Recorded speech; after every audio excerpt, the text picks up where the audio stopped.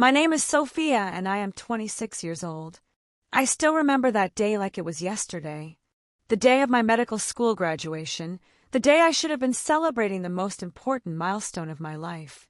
The day my older sister Elena looked me in the eyes and said, "You never deserve anything you've achieved." The day my parents nodded in silence, letting her words hit me like a punch to the stomach.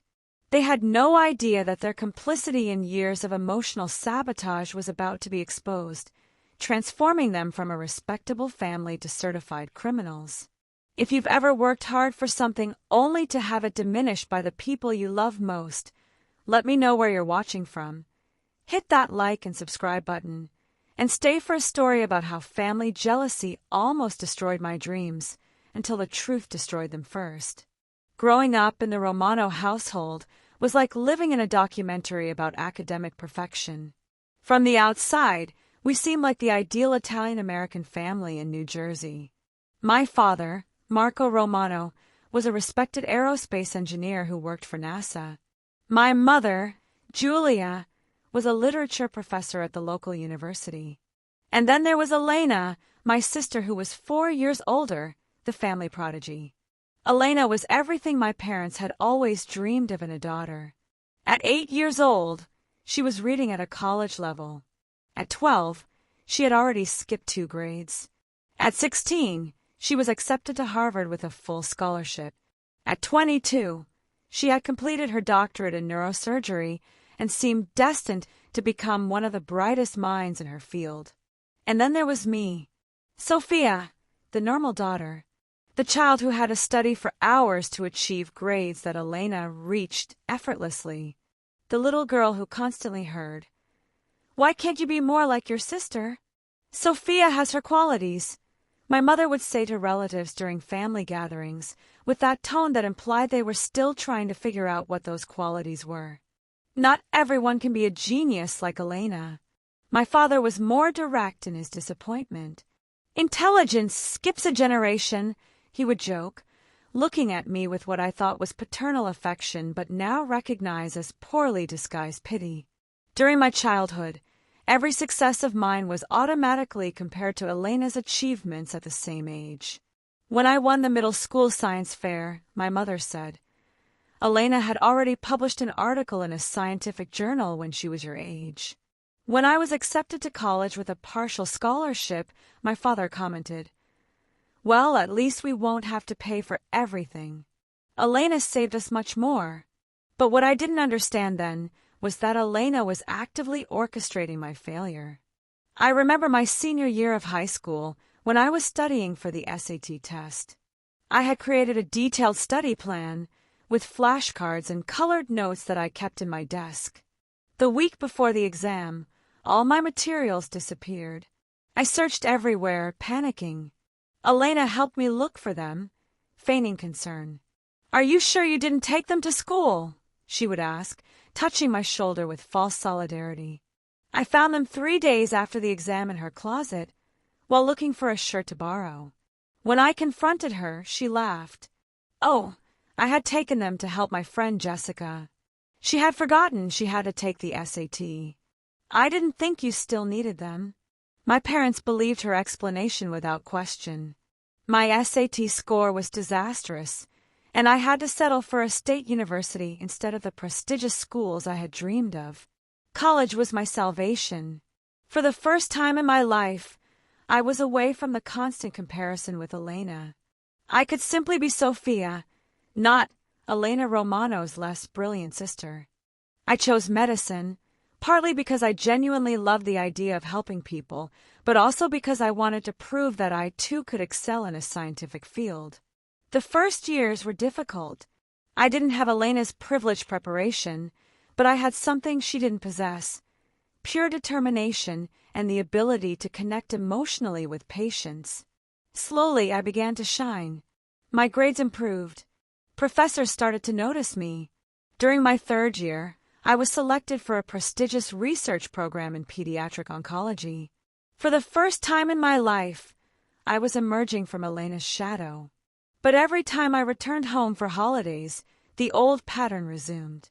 Elena had just gotten a position at Johns Hopkins. Elena had published another groundbreaking study. Elena had been invited to an international conference. Sofia is doing well too, my mother would say, with the same tone one would use to say at least she didn't fail the year. My 4th year of medicine was when my life took an unexpected turn. I was doing my internship in pediatric oncology when I met Dr. James Peterson, one of the most respected oncologists at the hospital. He had heard about my research and asked me to join his team for an innovative project on less invasive treatments for childhood cancer. "You have a unique approach," he told me during our first meeting. "You see patients as whole people, not just clinical cases. It's rare." We worked together for months, developing a protocol that could revolutionize how we treat certain types of pediatric tumors. When the preliminary results were promising, Dr. Peterson suggested I present the research at the National Pediatric Oncology Conference. "This could change your career, Sofia," he told me. "And more importantly, it could save many lives." I went home to share the news with my family. It was the first time I had something truly significant to tell, something that could compete with Elena's successes. My mother listened politely while I explained the research. My father seemed slightly interested, asking some technical questions. But it was Elena who reacted most intensely. "Interesting," she said, with a smile that didn't reach her eyes. "Who is the principal investigator of the project?" "Dr. Peterson, but I'm the co-researcher. It's mainly my work." "Of course. And he'll receive the main credit when you publish, right?" That question chilled my blood, even though I didn't understand why at the moment. 2 weeks before the conference, I received a call from Dr. Peterson. His voice was tense, worried. "Sofia, we need to talk. Can you come to my office immediately?" I ran to the hospital, my heart beating fast. When I entered his office, Dr. Peterson had an email open on his desktop. "I received this message last night," he said, turning the screen toward me. "It's from your sister." The email was devastating. Elena had written to Dr. Peterson, introducing herself as Sofia Romano's concerned sister. In the email, she claimed that I had a history of mental instability, that I tended to appropriate other people's work, and that the family was worried about my erratic behavior in recent months. The email continued suggesting that Dr. Peterson should reconsider his professional association with me for the sake of his reputation and the department. "That's not all," said Dr. Peterson, opening another email. She also contacted the program director and the dean of the medical school. My world collapsed. Elena hadn't limited herself to sabotaging my study materials or diminishing my successes. She had actively sought to destroy my medical career. "Of course, I don't believe a word of what she wrote," said Dr. Peterson. "I've known you for months. You're one of the most dedicated and stable students I've ever met. But we need to address the situation." That evening I returned home in a state of absolute shock. Elena was sitting at the kitchen table, correcting articles for a medical journal, as if nothing had happened. "Hi, Sofia," she said without looking up. "How was your day?" "You contacted my supervisor," I said, my voice trembling with rage and disbelief. Elena finally looked up, and for a moment, I saw something I had never seen before, fear. "I don't know what you're talking about." "The emails, Elena. You wrote to Dr. Peterson, to the program director, to the dean. You said I was mentally unstable." Elena slowly put down her pen. Her face transformed, the mask of innocence sliding away to reveal something cold and calculated. "Oh, those emails," she said with a smile that gave me chills. "I was just protecting the family. You can't be so naive as to think that no one would notice that you're trying to take credit for someone else's work. It's my work. Please." Elena stood up, walking toward me with the confidence of someone who had always had control. "You've never done anything original in your life. Everything you are, everything you've achieved, is because you've copied me. That's not true. It's not true." She laughed, a bitter and sharp sound. Who do you think suggested to our parents to send you to medical school? Who do you think recommended that university? Who do you think put in a good word for you with the right professors? My world was crumbling piece by piece. You're lying. Ask them, she said, pointing toward the living room where my parents were watching television. Ask Mom and Dad who orchestrated your little medical career. With trembling legs, I went to the living room. My parents looked at me with expressions I now recognize as guilt and embarrassment. Dad, Mom, we need to talk. What I discovered that day forever changed my perception of my family and myself. Elena had indeed orchestrated much of my academic life, but not to help me. She had done it to control me. She had suggested that specific university because she knew I would struggle more there.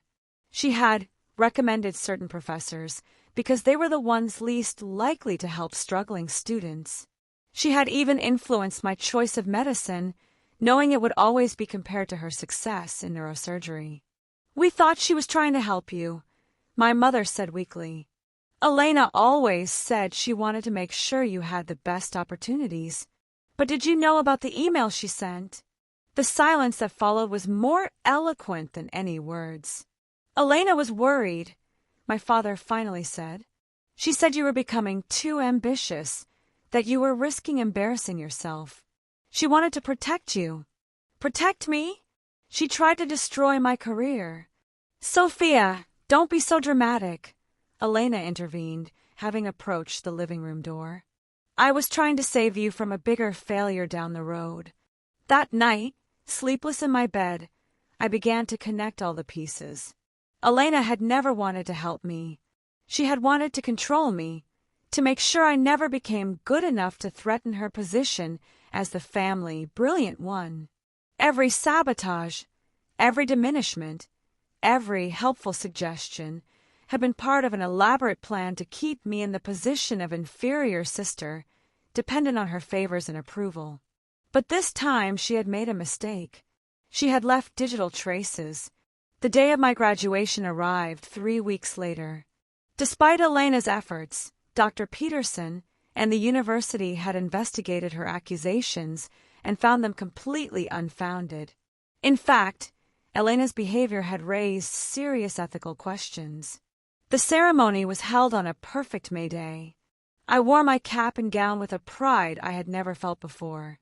For the first time in my life, this success was completely mine. My family showed up, of course. Elena wore a forced smile, my mother seemed nervous, and my father tried to appear proud. After the ceremony, while we were taking family photos, Elena approached me. "Congratulations," she said, her voice full of disguised venom. "I hope you're proud of yourself." "I am," I replied, looking her straight in the eyes. "We shouldn't all be here," Elena continued, raising her voice loud enough for our parents to hear. "You never deserved anything you've achieved. Everything you are is thanks to me and the family. Without our help, you would be nothing." My parents said nothing. They looked at Elena, then at me, then looked away. Their silence was the final confirmation of everything I had realized. But what Elena didn't know was that I had recorded everything. In the days leading up to graduation, I had started documenting everything. Elena's emails to Dr. Peterson, the conversations with my parents, her admissions of sabotage, even that final conversation at the graduation ceremony. My plan was simple: present everything to the ethics board of the hospital where Elena worked. What I hadn't anticipated was how serious what they would discover would be. Johns Hopkins took my accusations very seriously. Elena was in a position of power, and using that position to interfere with someone else's career was a serious violation of medical ethics. But during the investigation, something much more sinister emerged. Elena had done this before, not just to me, but to other colleagues, students, anyone she perceived as a threat. She had a documented pattern of professional sabotage that dated back to her residency years. 2 weeks after the initial investigation, I received a call from the lead investigator. "Dr. Romano," he said, "we need you to come here for a formal deposition." What your sister did might constitute a crime. What Elena had done wasn't just ethically wrong, it was illegal. She had used false statements to interfere with my career, which constituted defamation and tortious interference with business relationships. Additionally, the investigation had revealed that she had falsified some information in her emails, which constituted fraud. My parents were called as witnesses, since they had been complicit in her scheme of manipulation and control. "We didn't know it was illegal," my mother said during her deposition. "We thought it was just family dynamics." But the investigation revealed that they weren't just passive accomplices. They had actively participated in diminishing my successes and supporting Elena's sabotage. The trial was devastating for my family. Elena was charged with aggravated defamation, interference with professional relationships, and fraud. My parents were charged with complicity and interference. During the trial, details emerged that broke my heart. Letters that Elena had written to potential employers during my summer internships, inventing non-existent problems. Conversations with professors, where she had suggested I wasn't medical material. Manipulations that dated back to my childhood. The most painful part was when Elena's lawyer tried to paint me as a jealous sister who couldn't accept Elena's success. "My sister has always had problems with authority," Elena testified from the witness stand. "She was jealous of my successes since childhood, but we had the evidence. Emails, recordings, testimonies from colleagues who had seen Elena's pattern of behavior." Elena was sentenced to 2 years in prison with possibility of parole after 18 months, plus 500 hours of community service, and a 5-year ban from practicing medicine. Johns Hopkins fired her immediately. My parents received 2 years of probation each and were required to attend family therapy. The most satisfying part of the sentence was when the judge said, "A person's talent and success do not give them the right to destroy others' opportunities. Family should be a place of support, not systematic sabotage." The months following the trial were the most difficult of my life.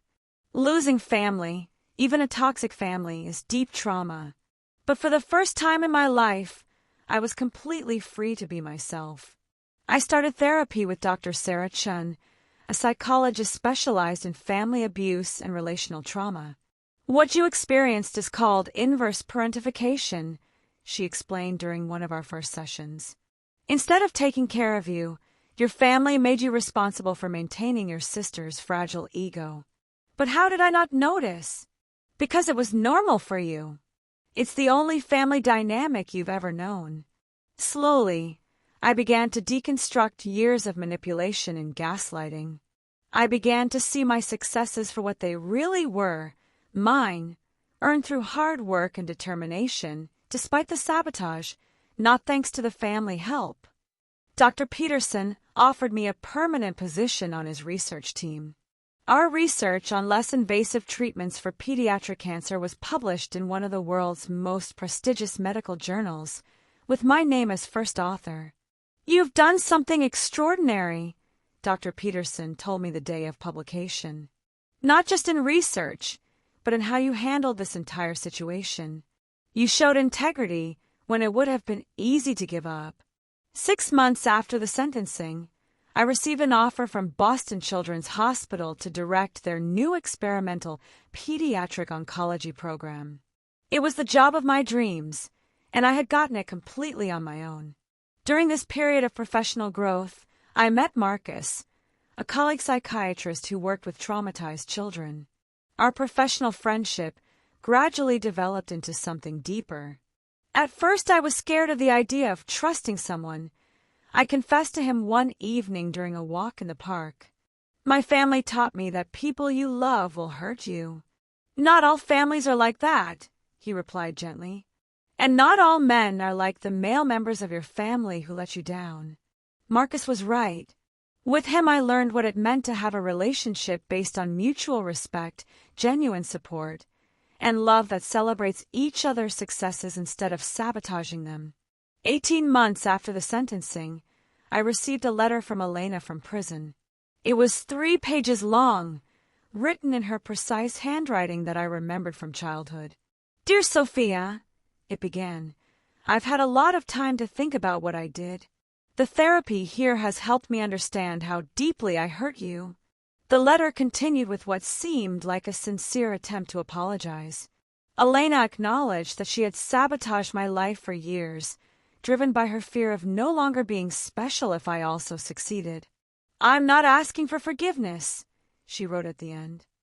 "I know I don't deserve it, but I wanted you to know that I'm proud of what you've achieved, and I'm sorry for all the pain I caused you." I showed the letter to Dr. Chun. "How do you feel reading it?" she asked. "Confused," I admitted.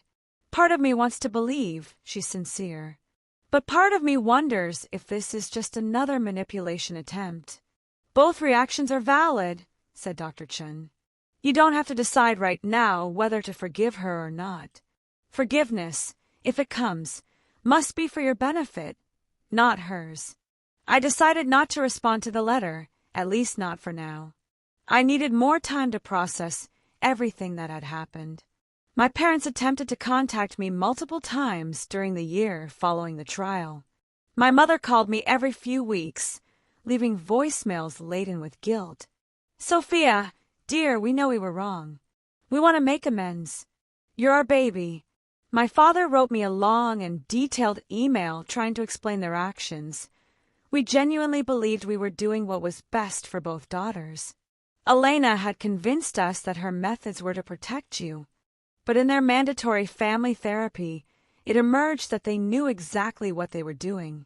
Their therapist contacted me, with their permission, to ask if I wanted to participate in a session. "Your parents are working hard to understand the damage they caused," Dr. Rodriguez told me. "But the decision whether to give them an opportunity is completely yours." After months of reflection, I agreed to meet my parents for a mediated session. It was one of the most difficult conversations of my life. "We knew Elena was competitive," my mother admitted, her eyes full of tears. "But we didn't realize how damaging what we were allowing was." "You knew," I replied firmly. "You chose to ignore it because it was easier to have a problematic daughter and a perfect daughter than to face the reality of what was happening." My father, for the first time I could remember, seemed truly defeated. "You're right. We failed as parents. We don't know how to repair this." "I don't know if it can be repaired," I said honestly. "But if you really want to try, you need to start by acknowledging that what you did wasn't just wrong, it was abuse." 2 years have passed since the day of my graduation, the day that changed everything. I'm writing this story from my new office at Boston Children's Hospital, where I'm directing a program that's saving children's lives every day. The research that Elena had tried to destroy is now used in hospitals around the world. I've published 12 peer-reviewed articles, spoken at international conferences, and been recognized as one of the most promising young oncologists in the country. But professional success isn't the most important part of my healing. The most important part has been learning to trust myself, to recognize my worth not in comparison to Elena, but as a complete and independent person. To understand that my family's sabotage wasn't due to my flaws, but to their insecurities and toxicity. Marcus and I got engaged 6 months ago. He proposed during a medical conference we were attending together, not romantic in the traditional sense, but perfect for us. It was a moment that celebrated who we are as professionals and as a couple. "Do you want to build a life together where we support each other's successes?" he asked me, instead of the traditional marriage proposal. It was exactly what I needed to hear. My family now is made up of people I've chosen, not those I share DNA with. Marcus, of course, but also Dr. Peterson, who became a mentor and father figure. Dr. Chun, who guided me through healing. My colleagues and patients who remind me every day why I chose this profession. Last week, one of my patients, an 8-year-old girl named Emma who's fighting leukemia, gave me a drawing. It was a picture of me in a white coat with Dr. Sophia, my hero, written on it. "Why am I your hero?" I asked her. "Because you help me heal, and you never give up." In that moment, I understood that everything I had been through, the sabotage, the pain, the struggle to be seen and valued, had meaning. It had prepared me to be the kind of doctor who doesn't give up, who fights for every patient, who knows what it means to be undervalued and therefore values every person who enters my office. Elena was released from prison 4 months ago. She hasn't contacted me directly, but I've heard through mutual acquaintances that she's working as a medical consultant for an insurance company, a job that doesn't require direct patient contact. Part of me feels pity for her. She threw away a brilliant career out of fear and insecurity. But a bigger part of me is simply grateful that she can no longer harm vulnerable patients. I don't know if I'll ever completely forgive Elena, but I've learned that forgiveness isn't necessary for healing. What's necessary is acceptance, accepting what happened, learning from it, and choosing not to let it define the rest of my life. My relationships with my parents are complicated. I see them twice a year, always in structured contexts with the mediator. They're working in therapy, and in some moments I seem to see flashes of the family I would have wanted to have as a child. My mother has started volunteering with foster children, perhaps in an attempt to somehow repair the damage she did as a parent. My father has taken partial leave from work to focus on personal growth. We know we can't change the past, my mother told me during our last meeting. But we hope that someday we can build something new together. Maybe, I replied honestly, but it has to be something completely different from what we had before. I don't know if we'll ever be a normal family, but for the first time, I feel there's honesty in our conversations. If you're listening to this story and recognize similar dynamics in your family, I want you to know this. It's not normal to be constantly diminished by the people who should love you most. It's not normal for your successes to be sabotaged or minimized. It's not normal to live in the shadow of a golden sibling while your needs are ignored. Family should be your first support system, not your first sabotage system. And if you're in a situation where your dreams are being attacked by those who should celebrate them, know that you have the power to change the narrative. You might not be able to change your family, but you can change your life. Healing from family abuse is a long and complex process. It's not linear. There are good days and bad days, steps forward and setbacks. But it's possible. For me, healing meant learning to celebrate my successes without waiting for someone else's approval. It meant building relationships based on mutual respect. It meant using my experience to help others going through similar situations. Every child I treat, every family I support, every medical victory I achieve is proof that my family's attempt to limit me failed. As I conclude the story, I'm sitting in the garden of a house that Marcus and I bought together 6 months ago. It's a house full of light, with a library where we can read together in the evenings, and an office where I can work on my research articles. For the first time in my life, I live in an environment completely free from toxic competition, manipulation, or sabotage. It's extraordinary how normal and peaceful it feels. Tomorrow I'll start a new research project that could revolutionize pediatric brain cancer treatment. It's ironic, considering Elena was a neurologist, but this irony no longer hurts me. It's simply a coincidence. I'm also writing a book about my experience, hoping to help other survivors of family abuse recognize toxic patterns and find the path to healing. If there's one thing I want you to remember from this story, it's this. Your worth is not determined by your family of origin.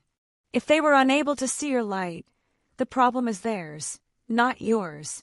You might have heard for years that you're not good enough, smart enough of something. But those were their fears and insecurities projected onto you. The truth is that you are exactly what the world needs. Your unique talents, your perspective, your compassion born from suffering, all of this is value.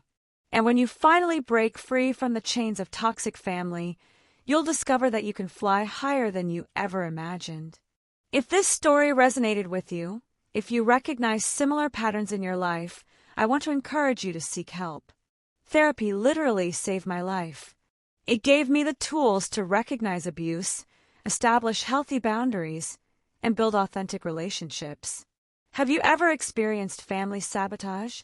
How did you find the strength to pursue your dreams despite opposition from those who should have supported you? Share your story in the comments below. Your experience might be exactly what someone else needs to feel less alone. If you liked the story, please like and subscribe to the channel. Share it with anyone who might benefit from hearing that healing is possible even from the deepest family wounds. Remember, you deserve to be loved for who you are, not despite who you are.